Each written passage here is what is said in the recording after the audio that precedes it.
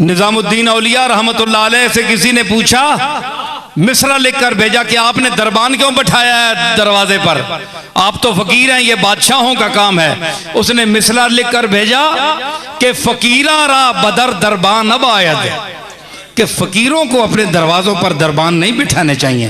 तो पता है वो भी कोई जाहिल पीर नहीं था, सुल्तानुल मशाइख था, फरीदुद्दीन गंजे शकर का खलीफा आजम था, दिल्ली की लाज था, औलिया का सरताज था, वाकिफ़े उलूमे साहिबे मेराज था। इसने लिखकर भेजा कि फकीरा रा बस दर दरबान अब आयद, फकीरों के दरवाजे पर संतरी नहीं होने चाहिए।